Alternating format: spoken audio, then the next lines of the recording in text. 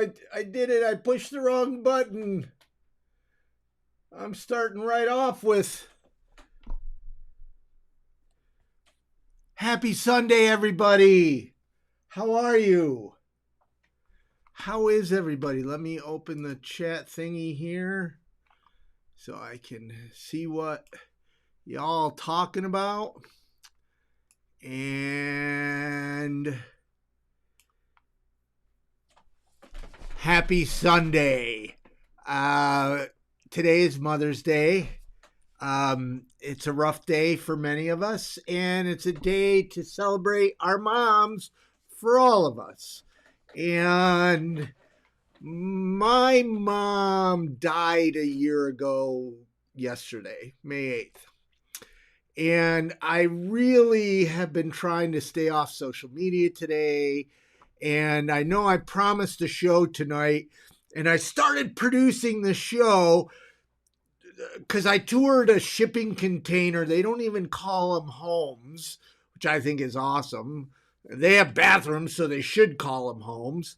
But I toured a shipping container, they call them sleeping containers, site. So I was producing a show about shipping containers compared to the tiny shacks meant for lawnmowers that are getting popular. And we're going to talk about that at the end of the show. I've got a super, oh my gosh, this is a produced rant, so I may explode on this one. And I just started thinking about my mom. And as many of you know, and some of you are part of our online support group for homeless people, a few people shared about their moms, the challenges, and I started thinking about my mom. And instead of just sitting here feeling sorry for myself, I decided to add a tribute to Mom. And that may or may not be a good idea. I may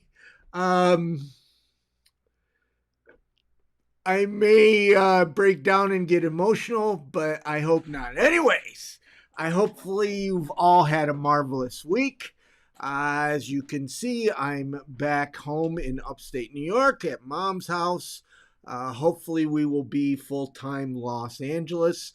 And today's show is going to consist of a little opening rant, a tribute to my mom, and then we're going to talk about sleeping containers and tiny homes. So it's going to be a fun show. But I just thought we would start off with Danny.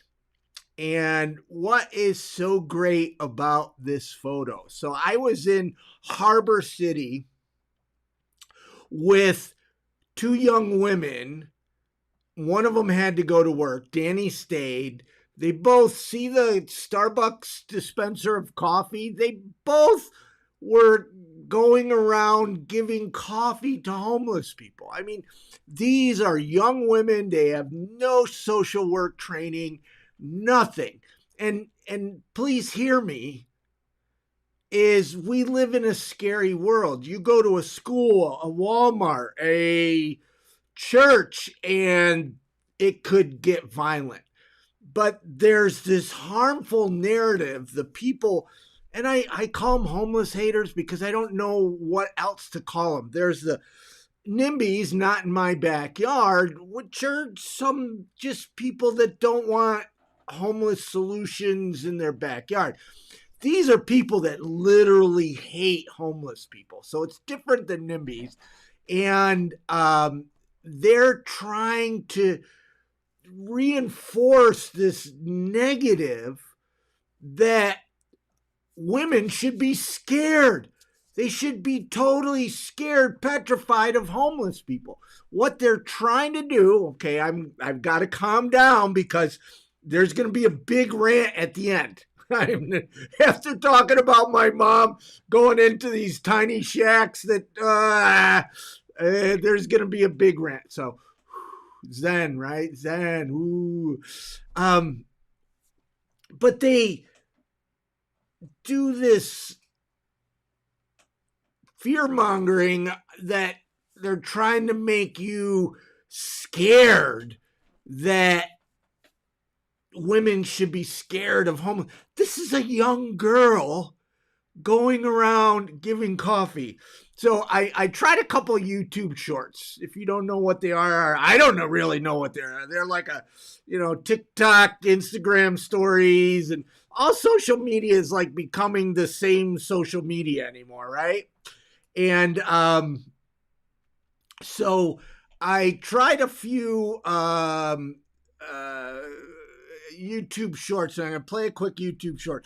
If there's any problem with the audio, somebody text me. I mean, if it's distorting or anything, or let me know how the audio is. I have a different setup here than I have in California. But anyways, here's Danny. I'm just gonna play it.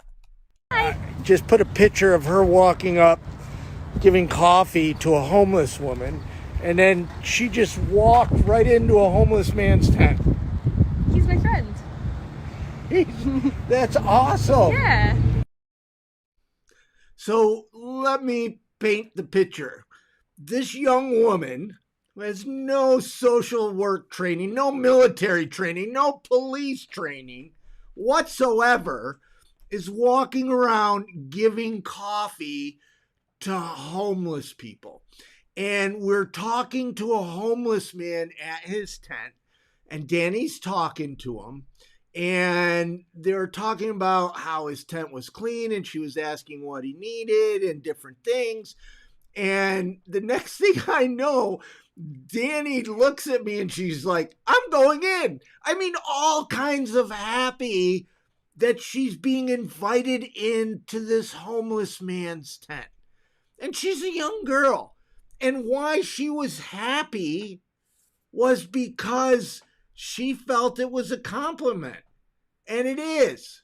I mean, I don't invite everybody over to my apartment or my house or wherever. So for this homeless man to invite her in, and the homeless haters want you to be, oh, you're a woman, you got to be scared. Oh, but you got to be scared. There's homeless people. They're monsters. They're not. Most homeless people are just good people trying to survive. Most homeless people are decent people that are just trying to survive horrible situations. They're not monsters. So, today's Mother's Day, and I didn't really know, as I said earlier, part of me wanted to just cancel today because I just wanted to curl up and, what I call blanket time, feel sorry for myself, eat too much pizza. And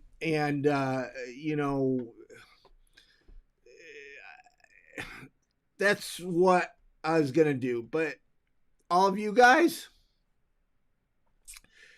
I knew I made you a promise that we're going live tonight. So I started producing a show. Being Mother's Day, seeing other people talk about their mom, I thought I would start doing a little tribute to Laura Walling, who became Laura Horvath, who became Laura Jones. And that's my mom. And yes, that's me. And I've got to say, Mom, and I know it's cliche, and there's a lot of great moms, and moms are superheroes, most of them. And when I say most of them, some people in our online support group were sharing horror stories of their upbringing and their childhood. And I think it's important to state that, parenting is probably the toughest job in the world. And it's the only job that you or the you don't need you need a license to cut hair, you need a license to sell a hot dog, you need a license to own a gun, you need a license to cook and do a drive and all this other thing, but not to raise not to raise kids. And it's probably the hardest job in the world. And my mom had a stroke many years ago, and it was really hard for her to talk.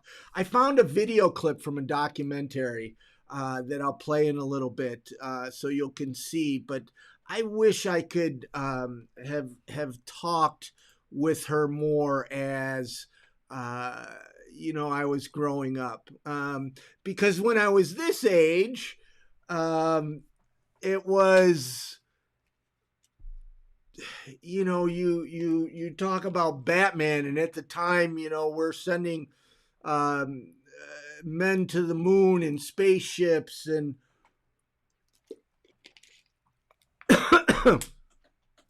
you're not really focused on the world and introspection. You're just trying to figure out the world. I mean, I'm still trying to figure out the world at 60. But my mom, when I got to the age, like the last bunch of years I've been taking care of her, I wish I could have communicated with her better. And in fact, people ask about my 3 wishes, and that was always my big wish, is that I would be able to talk to my mom. And you'll see what I mean in a second. This is Mom and my iguana dog at the homeless shelter. So I'd kind of just gotten off the streets. I might have had a year sober here. I don't remember. I know because I just had dog, or I still had dog. Obviously, he's on my shoulder. But Mom came out and visited. And Mom and my stepdad. My dad came out too. And I put my mom through hell. I don't have many regrets in life, but one of them is that my homelessness, I could visibly see my mother age. I could visibly see my mother get older while I was out on the streets. It was extremely hard on her. It was hard on me. I mean, homelessness is hard, not just on the homeless person, but the people they're connected to. We often don't think about that. I mean, family can, more often than not, be a cause of homelessness. One of the things I get from all of you in the comments is, where's their family? Where's their family? Where's their family? Well, family is challenging. I mean, how was your Thanksgiving? Drama-free? Probably not. And then you're talking about taking care of somebody that doesn't have an income, maybe has mental illness, maybe has a drug addiction. It's not so simple. I was very lucky that my mom stayed by my side, and there was some tough love there. Here, I'll tell you the story real quick. So, when I first became homeless, my parents allowed me one collect phone call every day. Cell phones weren't even a thing back then. They paid for my storage. They got me a pager that they paid for, so that, I told them, if I was looking for work, how's they going to get a hold of me? Well, even if I was looking for work, which I did occasionally, somebody paged me, where am I going to run, take a shower to go for a job interview, right? But anyways, my parents paid for my storage, my pager bill, and they allowed one collect phone call a day, one collect phone call. And I used that collect phone call to try to manipulate them. Because in my mind, and I was still in my addiction, I needed them to send me money. And if they send me money, I'm going to rent an apartment like I'm going to be able to rent an apartment first and last month's rent's coming from homeless. It doesn't work like that. But that's my thinking. I'm trying to get my parents to send me a couple of $1,000. My thinking is I'm going to get in an apartment, get a shower, get a job. Life will be better, right? So I would call every day and try to manipulate them. In fact, I would tell them what I did the night before to survive graphically. And some of what I did, I will never tell anybody. I mean, I'm not proud of some of the things I did, but I had to survive. And that's homelessness. That is real homelessness. People have to survive. And so my stepdad kept on saying to me, why can't you just get sober? Why can't you just get sober? And this is a big thing that people that have never used drugs or never been addicted to drugs just think an addict can flip a switch and make their life better. And it doesn't work like that. So at the time I was going to AA, so I got this great idea. I told them to go to an AA meeting. And in my mind, I thought they would go to an AA meeting and they would hear stories from addicts who can't stay sober, and they'd understand, and then they'd send me money. So I told them, you guys really need to go to an AA meeting. And they did. So the next day I called, I said, did you go to an AA meeting? And they said, yes. And I said, are you going to send me money? And they said, no. I mean, the conversation was longer than that, but that's the gist of it. And I'm like, why not? Why aren't you going to send me money? And they said, we met a man named Bill who said to leave you out there. I'm like, no, that's not what I had in mind. You know, I thought I was going to manipulate them into sending me money, and instead they were going to do the tough love. And my mom, you know, I know for years, I'm getting a text someplace and I don't even know where my phone is. I tell you to text and there's no,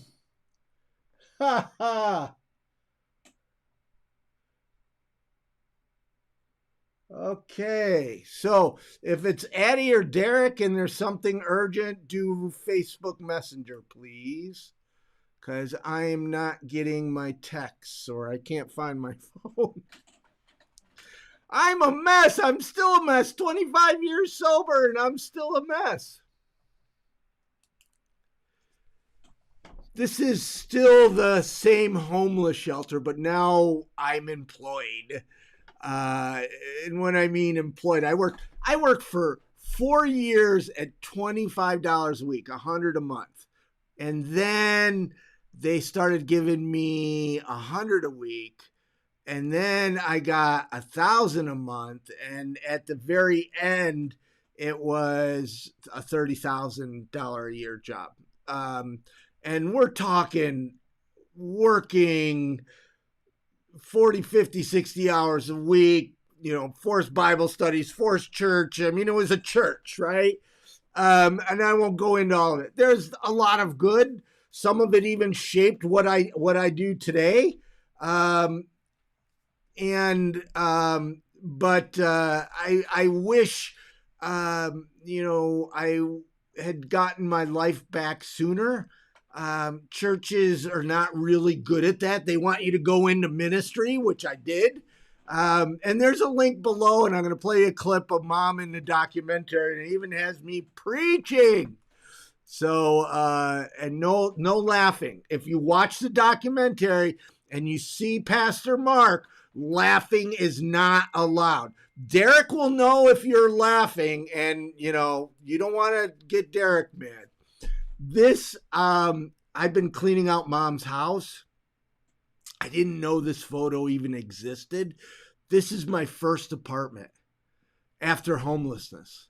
I mean, before homelessness, I had houses and everything else. But after homelessness, this is my first apartment.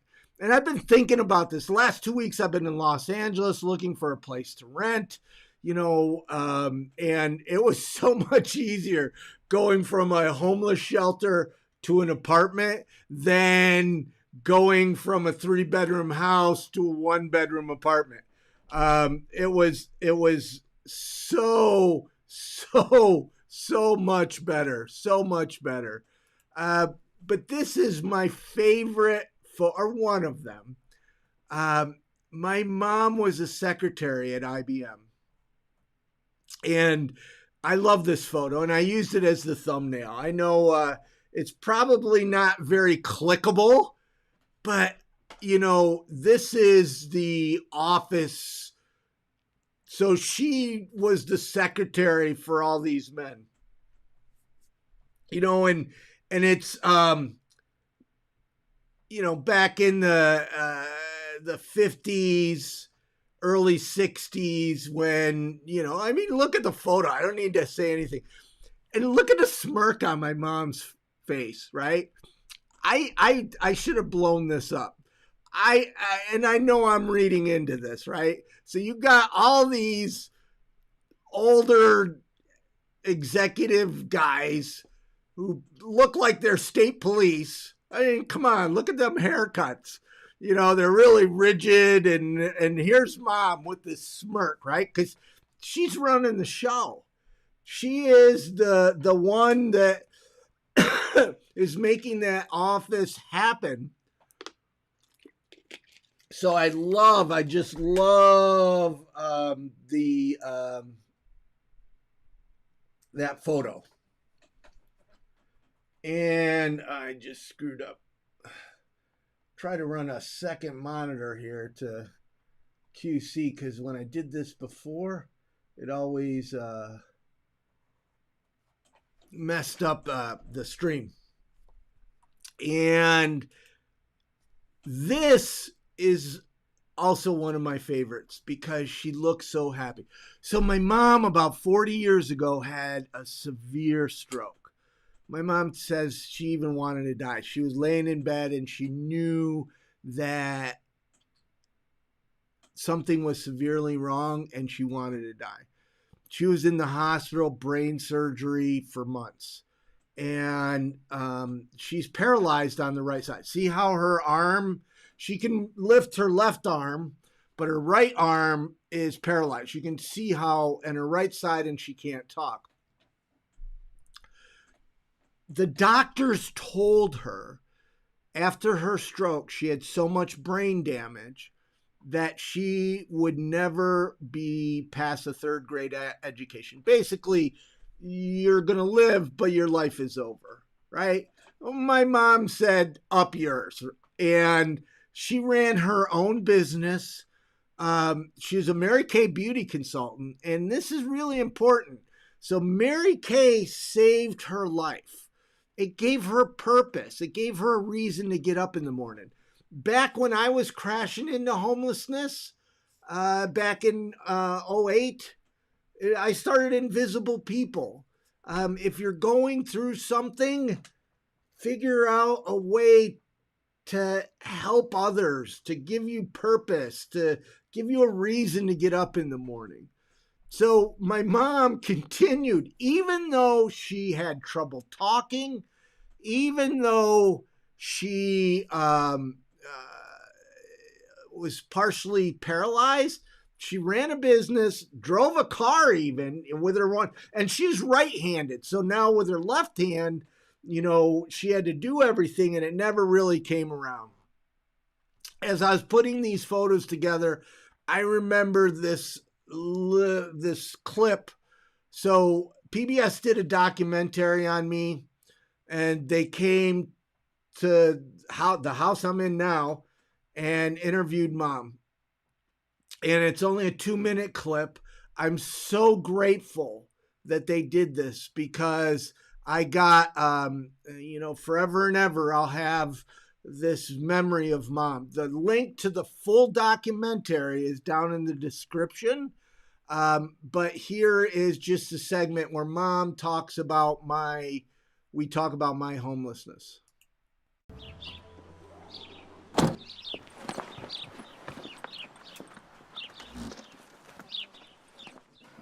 Well, you're cleaning? You want me to finish cleaning? No? Okay. I offered. You don't interrupt the mom when she's cleaning. So did you ever think I was going to turn out to be a nice guy? No. Because I was rotten. I was pretty rotten as a kid, huh? Yeah. Well, up to 9 you were nice, but after 9 you are the devil on wheels. There's not much of me left down here anymore, I don't think. Remnants of a crazy rock band room. For many years, my band's practiced down here. I sold drugs out of here. We would practice 8 hours a day, maybe more, but also drink vodka 8 hours a day, maybe more. She says they didn't know, but they knew. What do you need? You need me to get out of the way. I'm good at that. 1984 is when you had the stroke. Yeah. They said I couldn't talk, but I got it back. You told them, screw you, I'm a strong woman. Yeah. What did you think when I was about ready to become homeless? Did you see that coming? Oh, yes. The reason I was first homeless was 20 years of drugs. $300 a day drug habit I had to feed, and I sold pictures of my iguana to tourists on Hollywood Boulevard. Hopeless, discouraged, gosh, how did I get here? How am I gonna get out of here? By this time, I had been so wasted on drugs, I had mental illness. I walked the San Fernando Valley thinking I was Jesus Christ, and I called home for Bible references. And that scared the guacamole out of my stepfather and mom. You allowed me one collect phone call a day. Yeah. Which I would call, and I would use it to manipulate you to send me money. Yeah.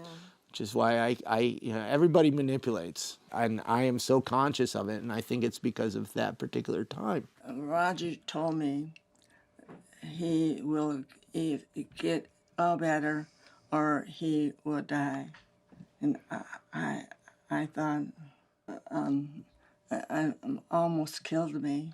Yeah. Yeah. Oh, I'm sorry. Yeah. That's one of my regrets is what did to you.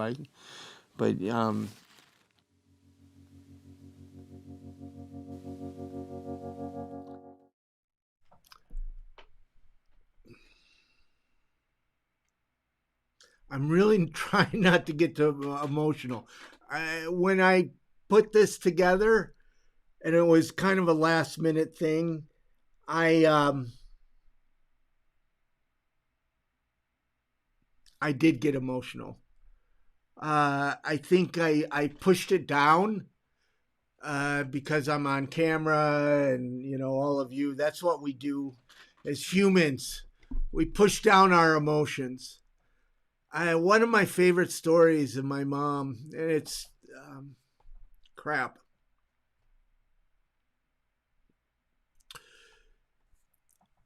It's even this room, this table. So you saw in the documentary, that clip, we had a basement. It's where my rock bands played and everything, and I dealt drugs. And my mom was the type of person, and I think this is so important for parents or anyone if you have kids. My mom had to have candlelight dinner every night. So my mom's mother, my grandmother, died in my mom's arm when my mom was 19 on Christmas Eve. My mom's brothers and sisters were all hellraisers, smokers, drinkers, partiers. And my mom was like the clean-cut goody two-shoes out of the bunch. pretty amazing. And I once asked her, and you hear me rant about church, and I'm a Christian, or I don't say that a lot. I'm more of a Jesus follower because Christians drive me crazy. But I have to say this because I once asked Mom, I said, what was it about your life? What was it, all your brothers and sisters partied, smoked cigarettes, drank, raced cars, and you didn't. And she said that it was because her mom took her to church. So there is value in community. It's the American Evangelical Church is just... Anyways, that's not where I was going. What I'm trying to say is my mom established in me morals and values that even when I got wasted, even when I, did horrible things, even when I was dealing drugs and homeless and doing things to survive, there was this foundation in me that I came back to, and I became a good guy. I mean, my mom is invisible people. And the story I was trying to say is that my mom had to have candlelight dinner every night. I mean, she had to light the candles and you sit around the table. We could be fighting, we could be just pissed off at everybody, but we sat around the table and we ate dinner. And I had, basement full of musicians and people partying. And often, I remember one time it was super snowing. Like, they shut down all the roads type snowing. And I came up and I said, Mom, there's 7 of us downstairs. And we're all stoned wasted. And I said, Mom, can they stay over for dinner? You walk up and you tell your mom who's already cooked for 4 people, you want to invite another 7 people? That's pretty crazy. And she looks at me and she says, I'll make some more salad. And I remember we extended out this table and we had long hair and our eyes were red from smoking weed. And Mom made a meal for us. Later on, I have a good friend that from back then, I won't mention his name, who I connect with now. He lives local. And we went out to eat about 6 months ago, and he shared with me how much those meals meant to him. And I never knew it, but his family life at home was horrible. His dad was an alcoholic. His family never got together. So the kids in the neighborhood would come here to get community, to get family. And that was my mom. That was my mom doing it. Just totally, totally amazing. So, as many of you know, I moved back here to take care of my mom. And this is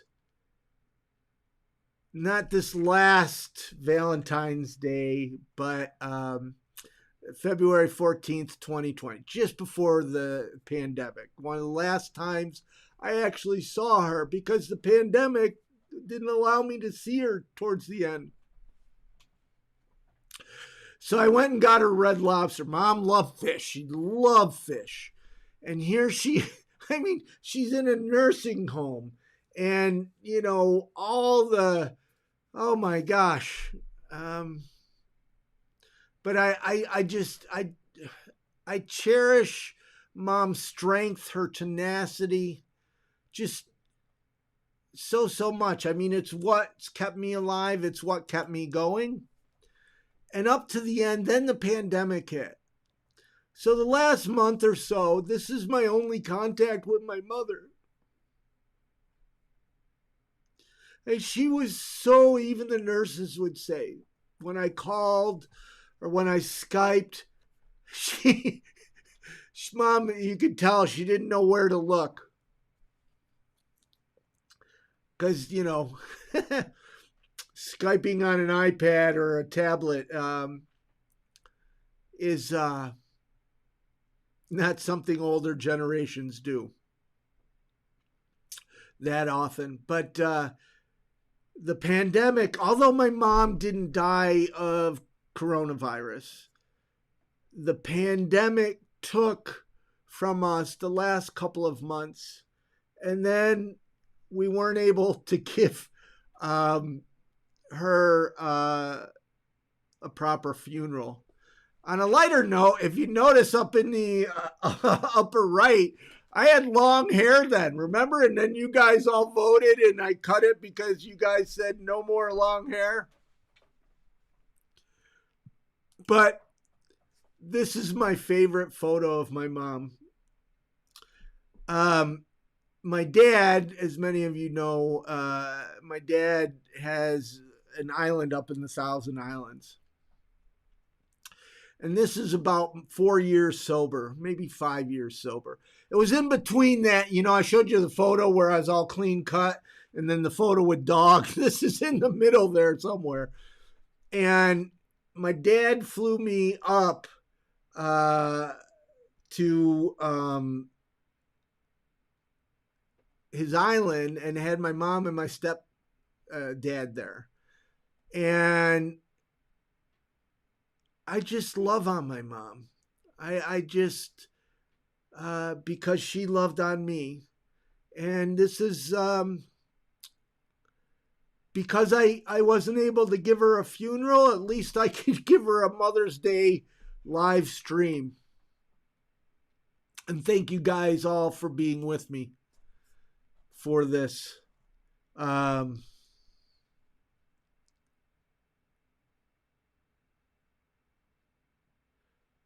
So I'm missing. So I'm not going to get into Ska Punk's rant. We're going to move on, although it does look tempting.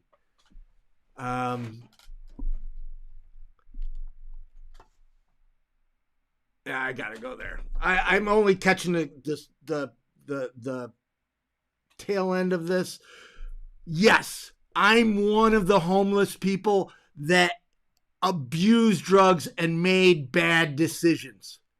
And I ended up homelessness. But guess what?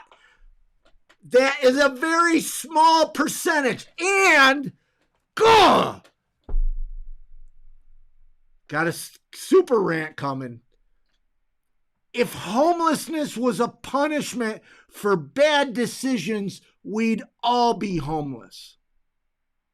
All of us. Everyone in this chat room, that everyone in this world has made bad decision after bad decision after bad decision. Homelessness, the leading cause of homelessness is a lack of affordable housing. I was just in Los Angeles. It's insane, the cost of housing. People say go someplace else. Well, where there's less opportunity, there's less jobs, there's less ways to make money, rent's less. And for me, I'm giving my life to fight homelessness. I was homeless in Los Angeles. It's where my heart is.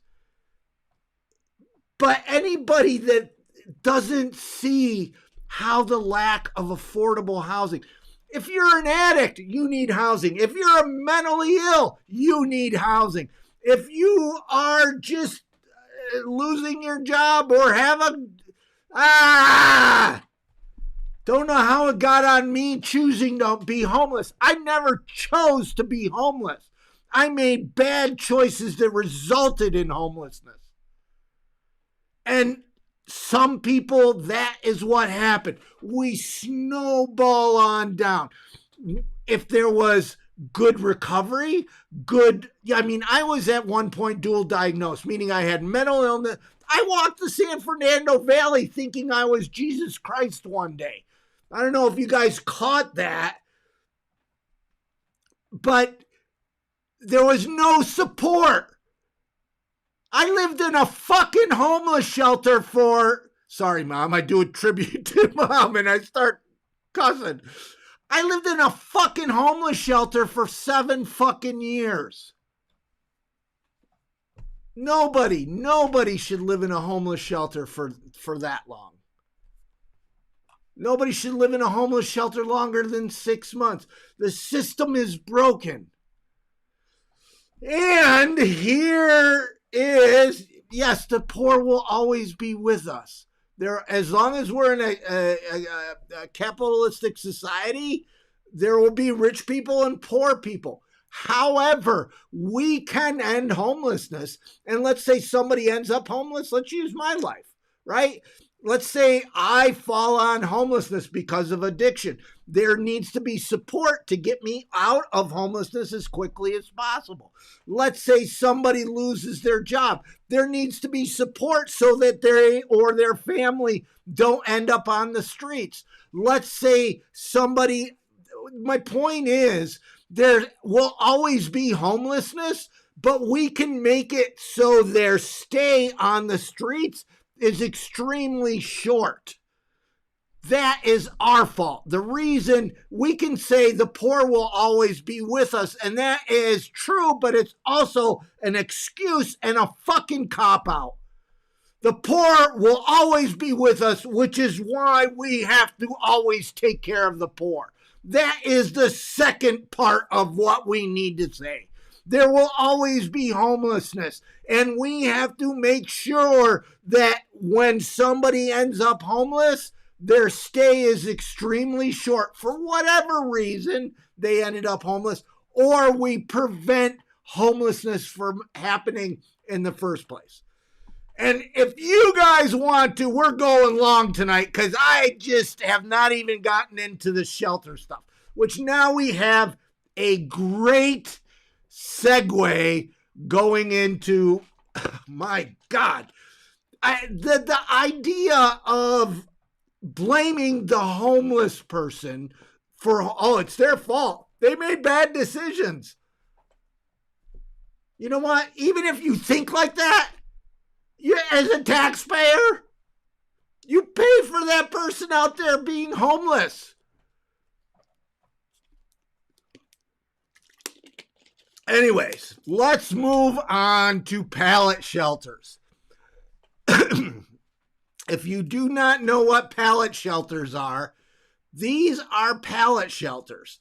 They are the new sexy, shiny thing. I should have I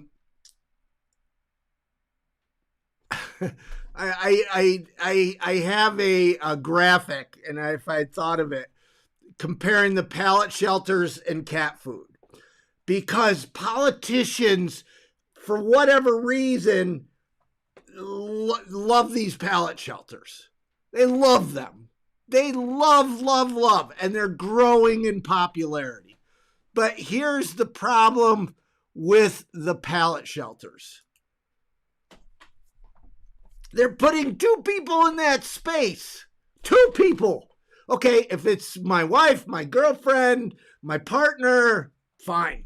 They're putting 2 individuals into a box meant for lawnmowers. And to really bring this home, prisons in California legally have to be a certain size. And they're bigger than pallet shelters. So here's the thing. Oh, prisoners, we have to make sure that it's got enough so it's humane. But if it's homeless people, make them fucking tiny, shitty places, because homeless people are worth it. This is where the blaming on homeless people come on. So because the public blames it, oh, Mark Horvath was a drug addict, he should live in this tiny shack made for lawnmowers. So this is the problem with the tiny shacks. Now, if there was a tiny shack, and here's another interior one, for 2 people in this small space. Remember, prisons are legally bigger, and prisons have bathrooms. Prisons are legally bigger, and prisons have bathrooms. So imagine, they got this all nice and clean and everything else. Imagine you're in one of these shacks with another individual, smelling their farts and listening to their snoring. How long would you stay? And that's the point. So if it was for 6 months, I could get behind these shacks. They're not homes. Politicians are calling them homes. Why politicians are calling them homes is because they think that the neighbors will accept them more. They're really, even the Pallet Shelter people. And I got nothing against the Pallet Shelter people. I think they have good intentions. Where my problem is politicians are pushing these in. And let's do a little history of why these are coming in. So Martin versus Boise is a big Supreme Court case. Martin sued in the city of Boise. And the Supreme Court ruled in this Martin versus Boise that a police officer cannot arrest a homeless person for just being homeless. I mean, if the homeless person is doing something illegal, they can be arrested. But basically, the Supreme Court said homelessness is not illegal unless the police officer can offer one night shelter. One night shelter. Then the police officer can arrest them. So cities are frustrated. NIMBYs, homeless haters, are frustrated. They're pushing for police action. Prior to the pandemic, the California government, and I'm sure other places, they were pushing for the right to shelter and to grow these big sprung shelters, or to create these big sprung shelters is what they're called. They're giant tents, and you could put 200 cots in them. And then all of a sudden you have enough beds so you can start arresting people. Then coronavirus hit. And now congregate shelters, sprung shelters, giant tents, are no longer allowed. So they're building these things like crazy. In Los Angeles, they're going up all around the city. Right now, they're only putting one person in, but they list, so like they'll say there's 78 people going into 48 sheds. So they're planning on putting 2 people into one of these. So here's the thing. And then they say it's only temporary. Bullshit. The bridge shelters, if you look, the bridge shelters in San Francisco, they're called navigation centers. Bridge shelters in LA, I don't know what they're calling them in your city, but they're just a sexy term for shelter. And bridge shelters have a 15% success rate. Walter, I saw in the chat, we have friends that are in the bridge shelter for 2 years or more still. And that's because there's no housing. If there's no housing, the shelter can't be a success. If you for a shelter like me, I was in a shelter for 7 years. 7 years. Nobody. I wouldn't have stayed in that for longer than a year. So what politicians are doing is they're trying to show you, the public, that they're taking tangible actions. This fits into the paradigm. That homeless people are worthless criminals, drug addicts. They just made decisions. They deserve to be there. They're lazy. Let's just give them a crappy little shack that we put lawnmowers in. And the public accepts that. And, then I'll hear from people, well, that's better than sleeping in a tent. I get that all the time from people who are never homeless, or they, in their mind, think they'll never be homeless. But I guarantee you each one of them persons would not sleep in this environment next to somebody that's not their partner. No way. So what is going to happen? Same as the bridge shelter. They're saying these tiny shacks are a solution They're the new shiny thing, and we're only spending this little bit of money, and they're going to be great, and they're only temporary. First off, they're not temporary. There is no housing. So they're not temporary. That's a flat out lie. They call them tiny homes. If it doesn't have a bathroom, it's not a home. They're smaller than prison cells, and prison cells have bathrooms. This is really a con job so that they can start arresting people to circumvent or work around the Supreme Court Martin versus Boise decision. And once again, politicians are trying to spend the least amount of money to fix a crisis that they created. Homelessness is growing. In Los Angeles, it's projected to grow 86% in 4 years. I don't know what it's going to be like in your city, but it's growing. I don't care where you are. I mean, the homeless sector and politicians have been saying they've been ending homelessness. And I'll ask you guys on YouTube or on social media, are we ending homelessness? And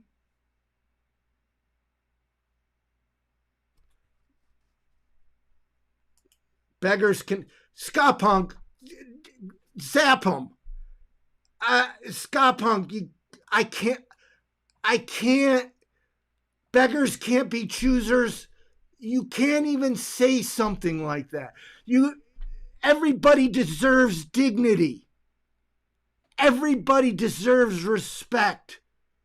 My gosh, beggars can't be choosers. That is what a homeless hater would say. My gosh, dude.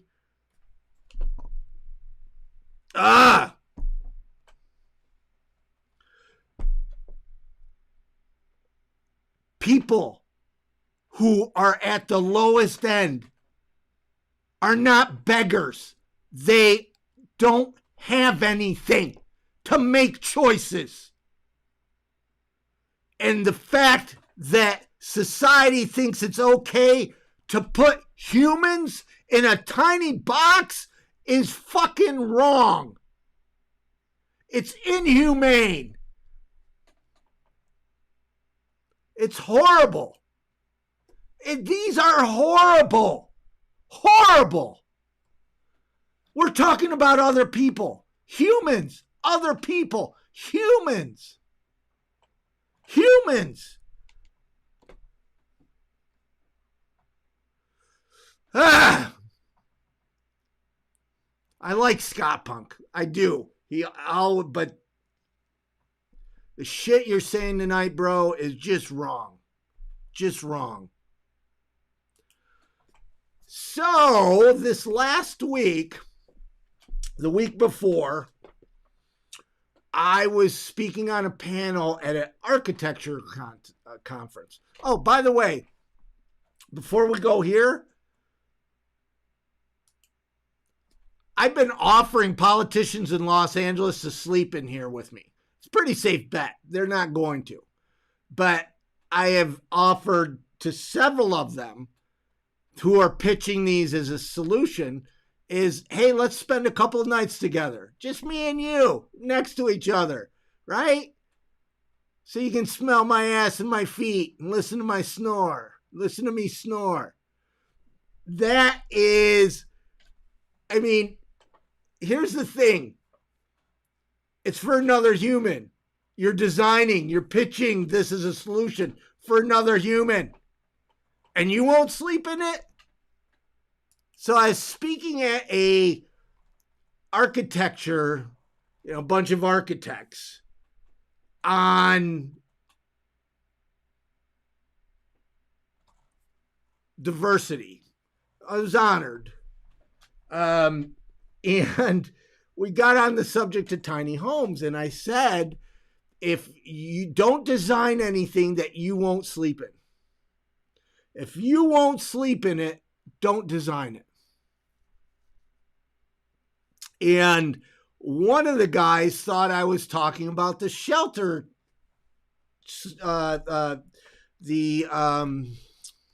shipping containers. So he sent me a message, and I was like, "No, I think, I knew the shipping containers were bigger, had bathrooms. So I said, no, I'm talking about the tiny homes.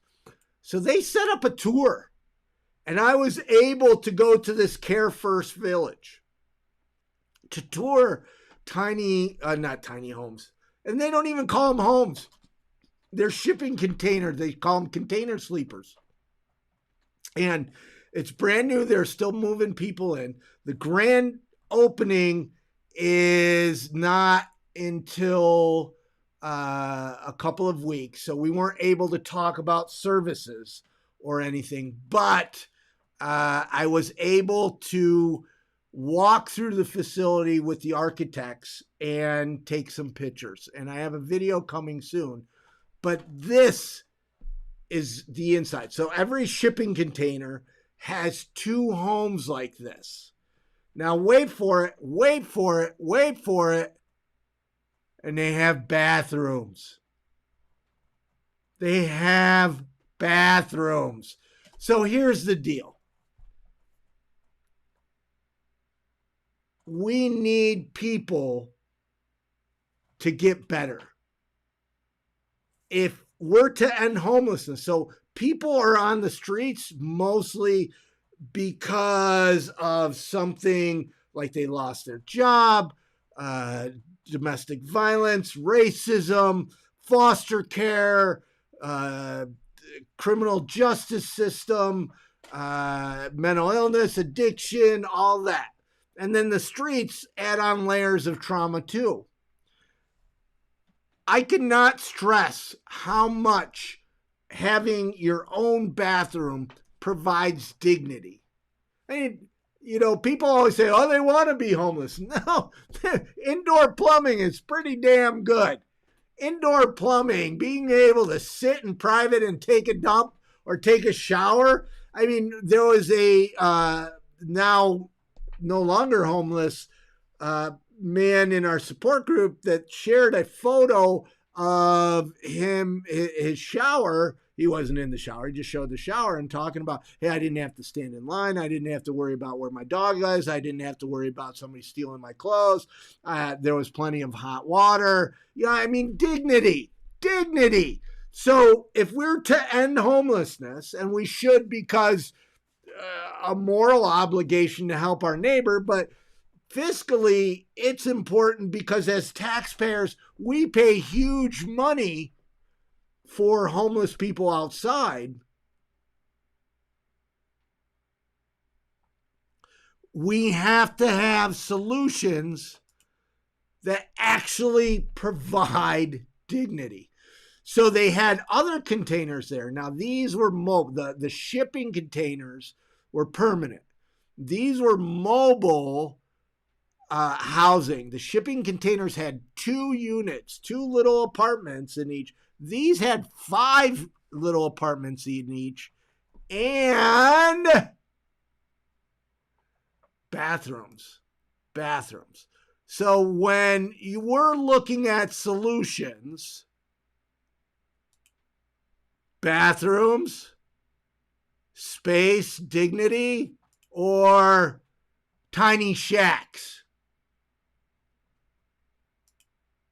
Bathrooms, dignity, bathrooms, and even a dog park. So the tiny shacks also have a dog park, but it's like tiny. And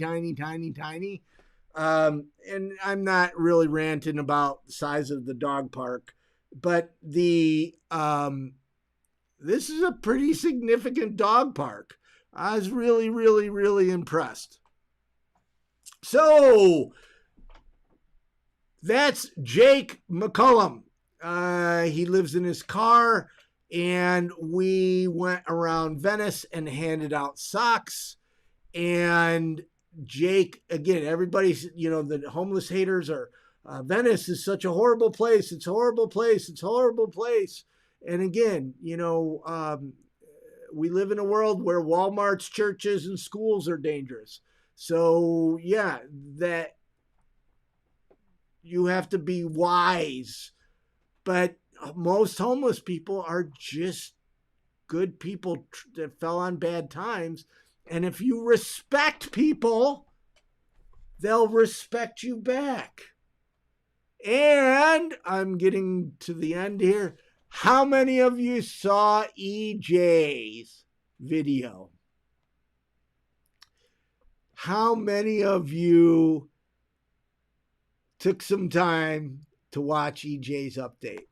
So I didn't share, when I went up to Big Bear,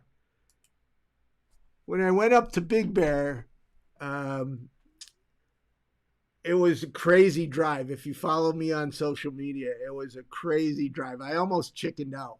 You'll hear in the video, EJ offered to meet me at the bottom of the hill. I should have probably taken him up on it. It's like PCH1. I don't know if you've done PCH1 from LA up to San Francisco or back. It's a two-fisted drive that's kind of crazy. Anyways, there we go. We started off with Danny giving coffee to homeless people, talked about my mom for a bit, and then we talked about pallet shelters, the shipping container sleepers, which I think are a great solution. And here we are. So I've gone long. I apologize. And let's, how about I pay a little attention to the chat for a while. How are you guys doing?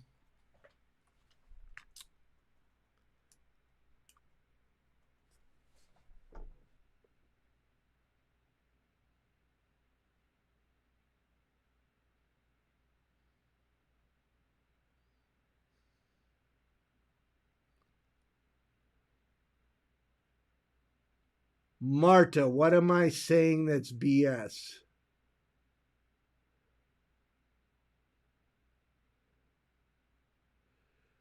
Ashley, I think you're talking about universal basic income. At some point, we do have to do universal basic income. Matthew J. Evans, I need to stop one of these times. A lot of people say those areas are great. Pismo Beach. I've never stopped.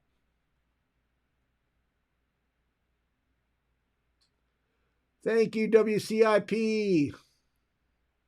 I'm sorry, Boo. Walter, I was going to talk about what you shared earlier, but I try not to divulge information. Hey, flying over Trout. How are you? Hi, Tina. Oh, okay. Got it. Thanks, Tina. That's what happens when I dive into the chat kind of midstream. Thank you, Jeff. It was, we did have a small funeral, and I kind of wish I had recorded what I said at her funeral.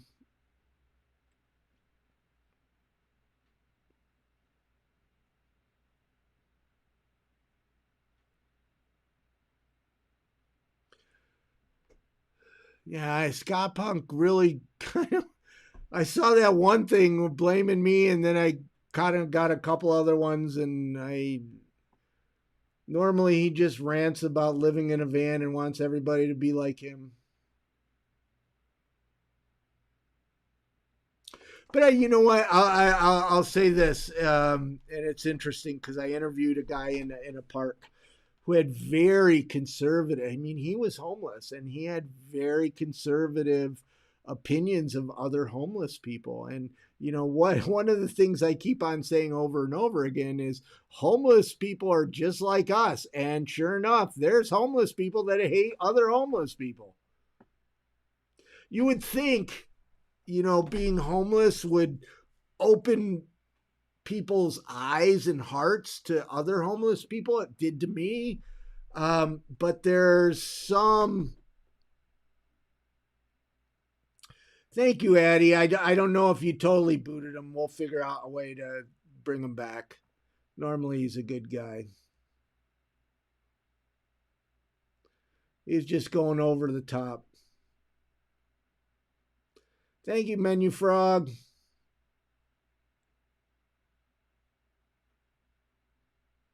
But homeless people are just like us. I mean, you have, Republicans, Democrats, conservatives, liberals, just like everybody. I mean, the only difference is really lack of adequate housing and what comes along with that, which is often mental illness and, another, I met a woman. So another one is that you hear people say is that there's plenty of support for people or homeless people that are on economic disparity get off the streets rather quick.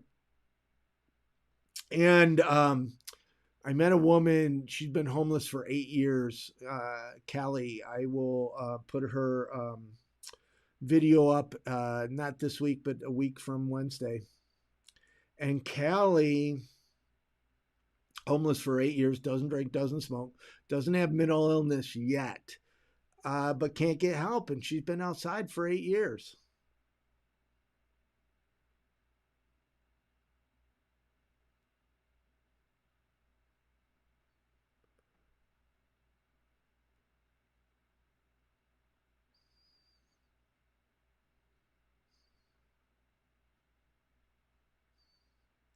So A1 and A2, I don't really know why.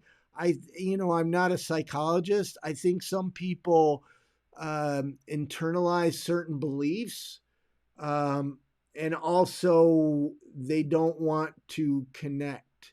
Meaning, connect's not the right word. If they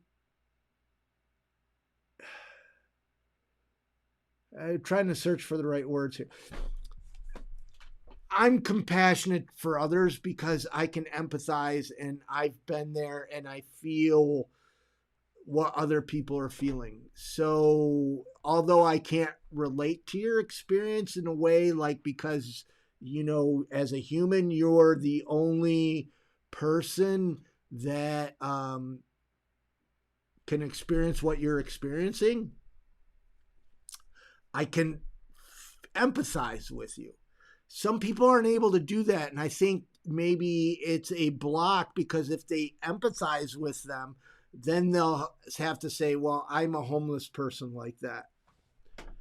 Ronnie Smith, I wonder if AI could be used for therapy. So it's interesting. I don't know if you know who SAMHSA is. SAMHSA is our government's mental health and addiction sector or whatever department.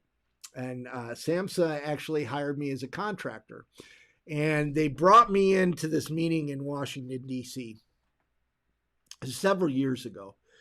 And, everybody's there. HUD, FDA, all these behavioral psychiatrists. I mean, really big deals, like the undersecretary to the undersecretary. I mean, I was like the small guy there. It's like, why am I here, right? And it was at lunch, and we were talking about auto-driving cars. And it hit me, people have to do something.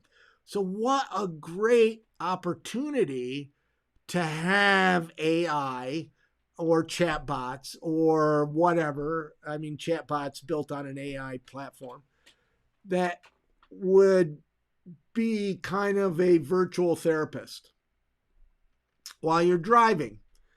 And so then we started explaining that. Now at the time, so like if you go into Siri or if you type into YouTube, I want to kill myself, you'll be all this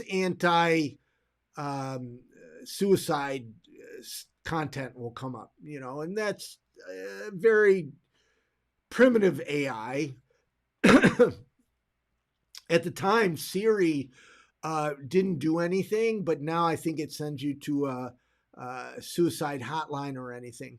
That's, again, very limiting. And what they should do, and I think that meeting caused that, by the way. What they should do is you say, hey, I want to kill myself. And along with, hey, call this number, they really, artificial intelligence could be able to do, some initial counseling. And the next day, one of the behavioral psychiatrists, big guy, I mean, not like big, but, well established, working for the government, and the secretary of whatever, who I forget who's in charge of mental health and addiction. But he said, Mark, I went home and I was mad. I was mad at you because I thought, what you were saying was right, but that computers would take away my clients. And then he thought about it and he said, no, they won't, because, there's still the need for human therapy. But what computers or AI would do is bring people who may never call me to call me. And he was really for it and supportive. So it's going to happen some point. I know there's a lot of different AI and technology in the healthcare industry are really, and especially now with COVID, made everything remote, telemedicine. It's moving in that direction. Where it comes with homelessness, they're still stuck on stupid. They're doing chatbots that will tell you where to get food, and homeless people already know where to get food. Yeah, no, great statement, question.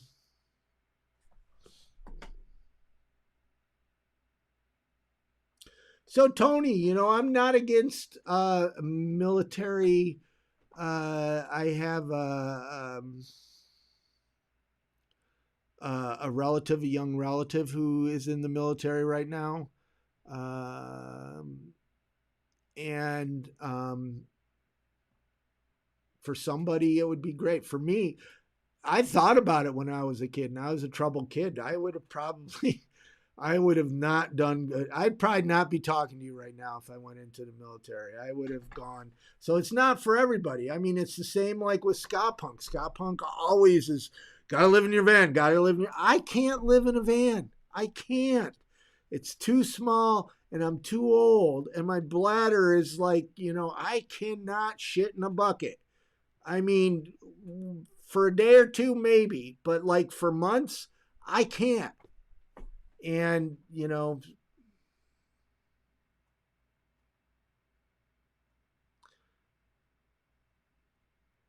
so Ronnie, I know far into the future. Now I wasn't going to go into this. We run an online support group. And, Addie, Walter, Flying Over Trout, and a bunch of people in the chat are part of that. And I love computers. I love thinking about the future, but I do believe that computers some in the near future will be able to emulate humans. I still like humans.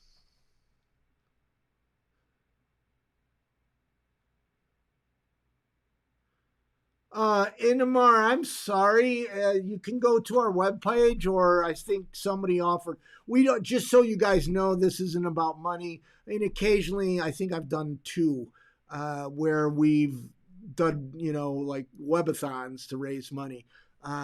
People put money into Super Chat, and Super Chat takes 30%.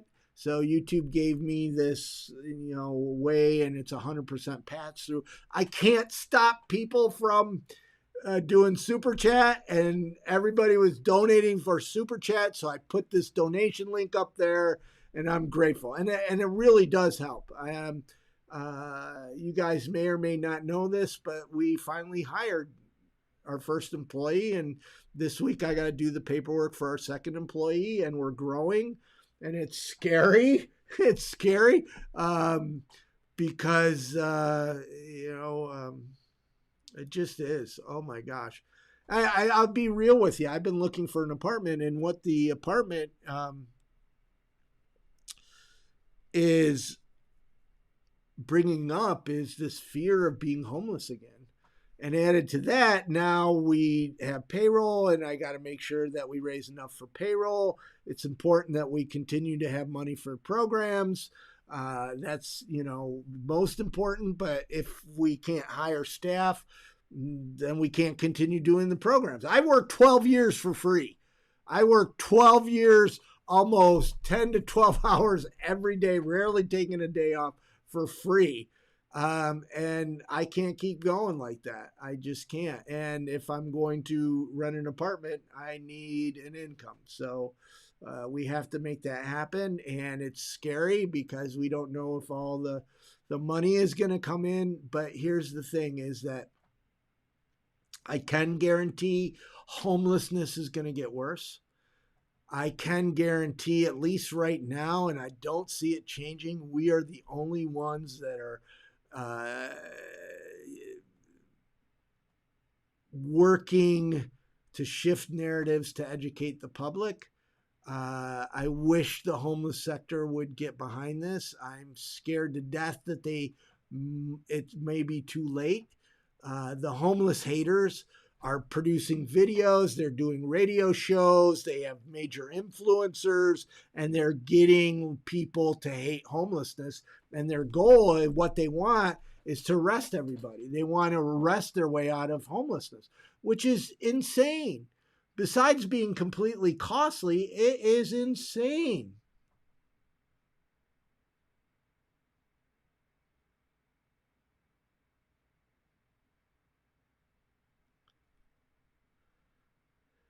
Okay, folks.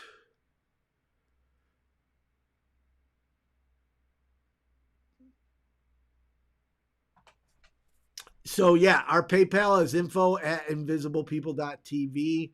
On the website, if you go to donate, you can select PayPal if you want. But I'm sorry if there's a problem with Google. There shouldn't be. Oh, that's interesting. Suara, thank you for the donation. Everybody else that's been donating, I haven't seen it. So I'm using this software so I can show the photos, and the software doesn't show me where I'm going to when people donate. And I just happen to look at my backup screen here. And so, folks, if you're with me this far, where's Dano? Was Dano with us? Oh my gosh. And I saw Auntie D early on. Auntie D, thank you. Auntie D always comes in and starts us off with a $2 donation. And I am so grateful.